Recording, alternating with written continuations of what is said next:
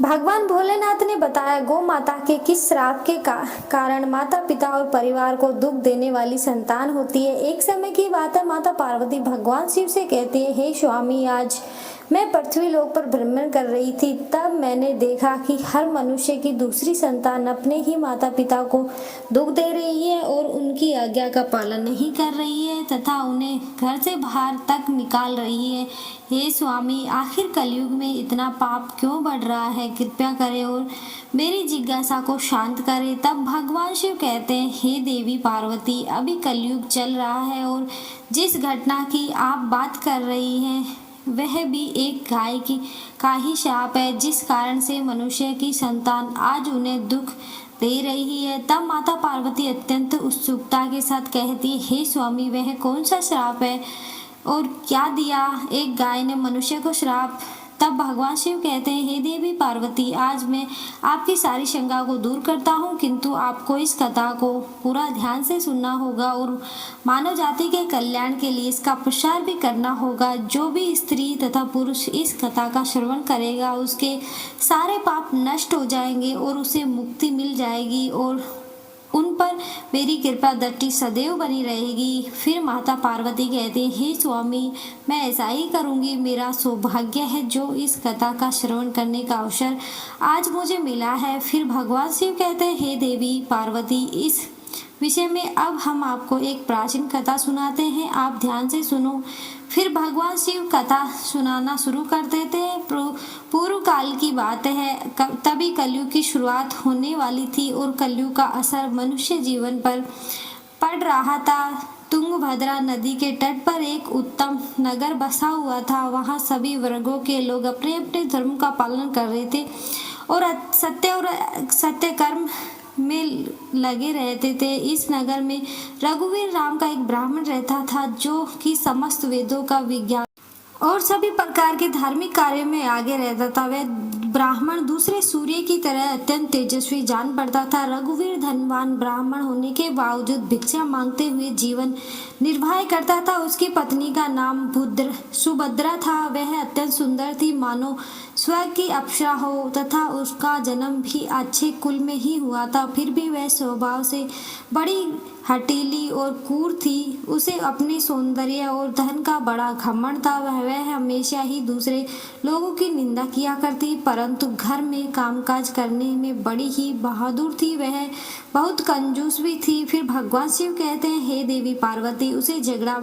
प्रसाद करना, चुगली करना, यह सब तो उसके स्वेच्छन के थे आपूर्ति। वे दोनों पति पत्नी बड़े प्रेम से रहते थे, फिर भी उन्हें कोई संतान नहीं थी। इसी कारण से धन जायदाद तथा घर में आदि कोई भी वस्तु उन्हें सुखद नहीं जान पड़ती थी। कुछ समय के पश्चात उन्होंने संतान प्राप्ति के लिए एक धर्म यज्ञ किया और गरीबों को सदा गो, भूमि, स्वर्ण और वस्त्र आदि दान करने लगे। उन्होंने अपने धन का आधा भाग धर्म के मार्ग में खर्च किया था, फिर भी उन्हें कोई पुत्र या पुत्री नहीं हुआ। इस कारण से ब्राह्मण को बड़ी चिंता हुई और वह अत्यंत दुखी होकर एक दिन घर छोड़कर वन में चला गया। वन में चलते चलते वहां दोपहर के समय उसे प्यास लगी, इसलिए वह एक नदी के किनारे गया और वहां जल पीकर बैठ गया। संतान न होने के चिंता के कारण उसका सारा शरीर सूख गया था।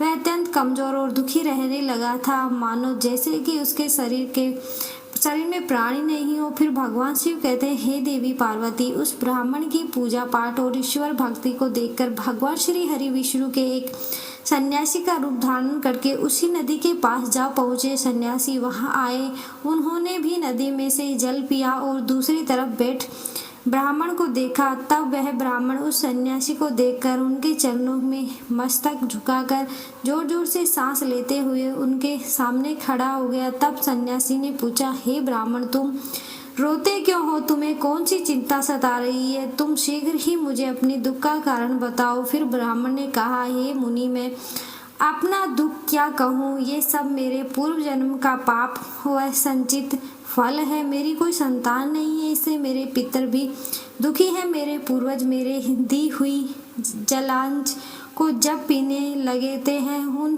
समय उनकी दयनीय अवस्था देखकर मेरा हृदय विचलित होता है। देवता और ब्राह्मण भी मेरी दी हुई वस्तुएं प्रसन्नता पूर्वक नहीं लेते। संतान के दुख से मेरा संसार सूना सा हो गया है, अतः अब मैं यहाँ इस नदी में प्राण त्यागने के लिए आया हूँ।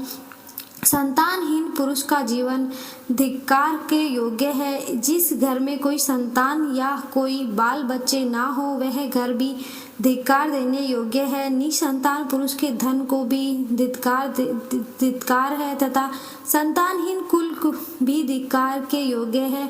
मैं अपने दुर्भाग्य को कहाँ तक बताऊं हे मुनि। जिस गाय को पालता हूँ वह भी स्वाद्या बंध्या हो जाती है। मैं जिस वृक्ष को रोपता हूँ वह वृक्ष भी फल नहीं लगता।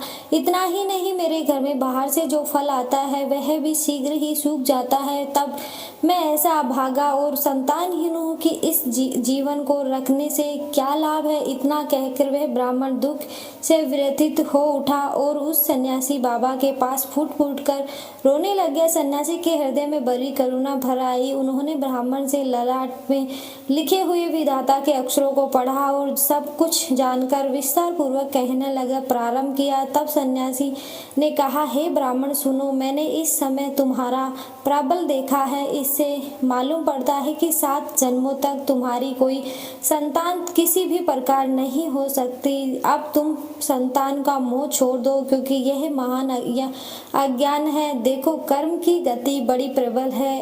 अब तुम विवेक का आश्रय लेकर संसार की वासना त्याग दो। ही सत्य पूर्व काल में संतान से ही कारण राजा सगर और अंग को दुख भोगना पड़ा था, इसलिए अब तुम कुदुब को आशा छोड़ दो। इसमें तुम्हारी भलाई है, त्याग में ही सब प्रकार का सुख है। तब ब्राह्मण कहते हैं, हे सन्यासी बाबा, विवेक से क्या होगा? मुझे तो जैसे बने वैसे पुत्र ही दीजिए, नहीं तो मैं शोक में मूर्छित होकर आपके ही आगे प्राण त्याग दूंगा। पुत्र आदि के सुख से हीन यह सन्यास तो स्वार्थ निरंश से ही संसार में पुत्र पौत्र से भरा हुआ ग्रस्त आश्रम सरस ब्राह्मणों का यह आग्रह देख श्री हरिविष्णु रूप सन्यासी ने कहा, देखो, विधाता के लेख को मिटाने का हट करने से राजा त्रिकेतु को भी कष्ट भोगना पड़ा था। अंत भाग्य के जिसके पुरुषार्थ में कुचल दिया है हो, ऐसे पुरुष के समान तुम्हें पुत्र से सुख नहीं मिलेगा। फिर भी तुम हट करते रहे हो कि तुम्हें केवल अपना स्वार्थ ही सूझ रहा है। अंत में तुमसे क्या कहूँ। फिर भगवान शिव कहते हैं, हे देवी पार्वती, अंत में ब्राह्मण बहुत आग्रह दे सन्यासी ने उसे एक फल दिया और कहा, इसे तुम अपनी पत्नी को खिला देना। इस फल से बीज के कारण उसे एक पुत्र होगा। और हाँ, तुम अपनी पत्नी को बताओ कि वह एक वर्ष एक सत्य, दया और दान के पुण्य को पालन करते हुए प्रतिदिन एक ही समय भोजन करे।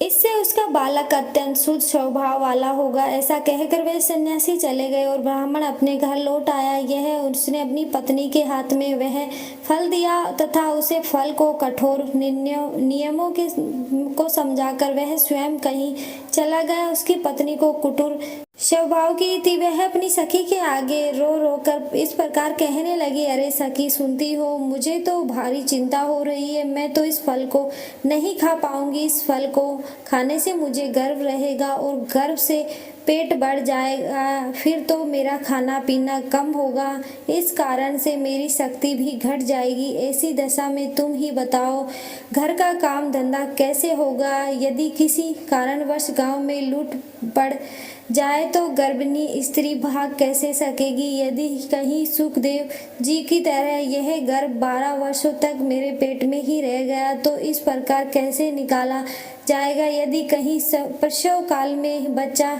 टेढ़ा हो गया तो मेरी मौत ही हो जाएगी। बच्चा पैदा होते समय बड़ी असहाय पीड़ा होती है, ऐसा भी मैंने सुना रखा है। मैंने तो सुकुमारी स्त्री हूँ, भला कैसे रह सकूंगी? गर्भ अवस्था में जब मेरा शरीर भारी हो जाएगा और चलने फिरने की आलस्य लगेगा तो उस समय मेरी ननद रानी आकर घर का सारा धन लूट ले जाएगी। और यह नियम का पालन तो मेरे लिए बहुत ही कठिन दिखाई देता है। जिस स्त्री की संतान होती है उसे बच्चों के लालन पालन में ही कष्ट भोगना पड़ता है। मैं तो समझती हूँ कि बांझ व विधवा स्त्री ही अधिक सुखी होती है। इस प्रकार का तर्क लगते हुए वह ब्राह्मणी ने फल को नहीं खाया। जब पति ने पूछा कि तुमने फल खाया तो उसने कह दिया हाँ खा लिया। फिर एक दिन उसकी बहन कल्याणी उसके घर मिलने आई। तब सुभद्रा ने उसके आगे अपना सारा वृत्तांत सुनाकर कहा, बहन मुझे इस बात की बड़ी चिंता है कि संतान न होने पर मैं पति को क्या उत्तर दूंगी। इस दुख के कारण मैं दिन पर दिन कमजोर होती जा रही हूँ। बताओ मैं क्या करूँ। तब उसकी बहन ने कहा, दीदी आप चिंता न मत करो, मेरे पेट में भी बच्चा है। प्रसव होने पर वह बालक मैं तुमको दे दूंगी। तब तक तुम गर्भवती स्त्री की भांति घर में छिपकर मौज से रहो। तुम मेरे पति को धन देना, इससे वह अपने बालक तुम्हें दे देंगे तथा लोगों से इस बात का प्रचार कर देंगे कि मेरा बच्चा 6 महीना का होकर गर्भपात होने से मर गया। मैं प्रतिदिन तुम्हारे घर आकर बच्चे का पालन पोषण करती रहूंगी। तुम इस समय फल की परीक्षा लेने के लिए इसे तुम्हारी नंदा गाय को खिला दो। तब उसने कुटिल स्वभाव के कारण वह सब कुछ वैसा ही किया। समय आने पर उसकी बहन को एक पुत्र हुआ। बच्चे के पिता ने बालक को लाकर एकांत में सुभद्रा को दे दिया और उसने अपने स्वामी को सूचना दे दी कि हमें पुत्र रत्न की प्राप्ति हुई है और कोई कष्ट नहीं हुआ। रघुवीर यहाँ पुत्र होने के नगर में बड़ी प्रसन्नता हुई। ब्राह्मण के बालक का जात कर्म संस्कार करके ब्राह्मणों को दान दिया। उसके घर में नाना प्रकार के मांगलिक उत्सव होने लगे। तब सुभद्रा के पति से कहा, मेरे इस स्तनों में दूध नहीं है, फिर गाय भैंस आदि अन्य जीवों के दूध से मैं बालक का भोजन कैसे करूंगी। ऐसे जी सुनते हो, मेरी बहन को भी बच्चा हुआ था किंतु वह मर गया है। अतः आप उसी को बुलाकर घर में रखिए, वही आपके बालक को पालन पोषण करेगी। उसके पति के पुत्र के जीवन रक्षा के लिए वह सब कुछ किया। फिर उन्होंने उसका नाम देवशरण रखा। 3 महीने बाद बीतने के बाद श्री हरि विष्णु के फल के आशीर्वाद से ब्राह्मण की गाय नंदा से भी एक मनुष्य के बालक को जन्म दिया, जो स्वांग सुंदर दिव्य निर्मल तथा स्वर्ण के जैसा क्रांति वाला। उसे देखकर आत्मदेव को बड़ी प्रसन्नता हुई और उसने स्वयं ही बालक से सब संस्कार किए। यह आश्चर्य का समाचार सुनकर सब लोग उसे देखने के लिए आए और आपस में कहने लगे, देखो भाई मैं रघुवीर कैसा भाग्य उदय हुआ है। कितने आश्चर्य की बात है। गाय के पेट में भी देवता के समान रूप बालक उत्पन्न हुआ, किंतु देव योग से किसी को भी इस गुप्त रहस्य का पता न लगा। उस बालक के कान गौ के समान थे। यह देखकर रघुवीर ने उसका नाम गोकर्ण रख दिया। फिर भगवान शिव कहते हैं, हे देवी पार्वती, एक दिन की बात है जब रघुवीर कहीं बाहर गया हुआ था और सुभद्रा की बहन भी बीमार पड़ गई थी, इसलिए उसे ही दोनों बालकों को संभालना पड़ा। तभी उसने नंदा गाय का दूध निकालकर केवल अपने ही पुत्र को पिलाया और गोकर्ण को नहीं, तथा वह हमेशा गोकर्ण का देश करती थी, उसे बहुत मारती पीटती थी और हमेशा अपशब्द कहती। फिर उसी दिन सुभद्रा के मन में विचार आया कि आज घर पर कोई नहीं है, यह सही मौका है उसे ठिकाने लगाने का, क्योंकि भविष्य में गोकर्ण भी उनकी जायदाद का वारिस बनने वाला था, जबकि उसका भी पुत्र इस सारे धन का अकेला वारिस होगा। इसलिए उसके कुटिल स्वभाव में यह विचार आया कि क्यों ना इसे आज जहर देकर मार दूं, और उसने ऐसा ही किया। तब वह दोनों बालक मात्र 1 वर्ष आयु के ही थे भी। फिर सुभद्रा ने गोकर्ण को उसी की मां नंदा के दूध में जहर मिलाकर उसे पिला दिया, किंतु वह तो स्वयं श्री हरि विष्णु का आशीर्वाद था, इसलिए वह विष के कारण तड़पते हुए अपनी मां के पास रेंगता हुआ जा पहुंचा। नंदा गाय अपने पुत्र को ऐसी हालत में देखकर वह अत्यंत दुखी हो गई और उसने भगवान शिव को स्मरण करते हुए अपने बच्चे को विष हरने का करुणा विलाप किया। तभी भगवान शिव ने तेज के कारण वह बालक तुरंत ही ठीक हो गया और अपनी माँ का दूध पीने लग गया। भगवान शिव कहते हैं, हे देवी पार्वती, नंदा अत्यंत क्रोध में आकर उसने सुभद्रा के अपराधों को देखते हुए उसे श्राप दिया और कहा, हे ईश्वर, अगर मैं सत्यवादी हूँ तो इस संसार को साक्षी मानते हुए समस्त स्त्री जाति को यह श्राप देती हूँ कि अगर कोई भी स्त्री अपने या पराये पुत्र में भेदभाव करेगी या दूसरों के बच्चों को पीड़ा देगी तो उसके भी पुत्र जीवन भर पीड़ा देंगे और उन्हें कष्ट देंगे। जब उन्हें सहारे की अत्यंत जरूरत होगी तब भी उनका साथ छोड़ देंगे। यह मेरा श्राप है। कुछ काल व्यतीत होने पर वे दोनों ही बालक जवान हो गए। उसमें गोकर्ण तो पंडित और ज्ञानी हुए, किंतु देशरण महा दुष्ट निकला। वह कुछ अन्न का सेवन करता, क्रोध में भरा रहता, जीवों को हिंसा करने का उसका स्वभाव हो गया था। वह हमेशा हथियार लिए रहता और दीन दुखियों तथा अंधों को कष्ट पहुंचाता था। उसने वेश्या से कुसंग में पड़कर पिता का सारा धन बर्बाद कर दिया। एक दिन तो माता पिता को खूब पीटकर वह घर के सारे बर्तन उठा ले गया। इस प्रकार धनहीन हो जाने के कारण बेचारा बाप फूट फूट कर रोने लगा और वह बोला, इस प्रकार पुत्रवान बनने से तो पुत्रहीन रहना ही अच्छा है। कुपुत्र बड़ा ही दुखदायी होता है। अब मैं कहाँ रहूं, कहाँ जाऊं, कौन मेरा दुख दूर करेगा। मुझ पर बड़ा भारी कष्ट आ पहुंचा है। अब तो मैं इस दुख से अपना प्राण ही त्याग दूंगा। भगवान शिव कहते, हे देवी पार्वती। उसी समय सत्यवान गोकर्ण वहां आया और वैराग्य का महत्व दिखलाते हुए अपने पिता को समझाने लगा, पिताजी, इस संसार में कुछ भी संसार नहीं है, दुखी ही उनका स्वरूप है, जीवन को मोह में डालने वाला है। भला यहाँ कौन किसका पुत्र है और कौन किसका धन है। जो इसमें आसक्त होता है उसे ही रात दिन जलना पड़ता है। इंद्र अथवा चक्रवर्ती राजाओं को भी कोई सुख नहीं है। सुख तो बस एकांतवासी वैराग्यवानी मुनि की ही है। संतान के प्रति जो आपकी ममता है यह महान अज्ञान है।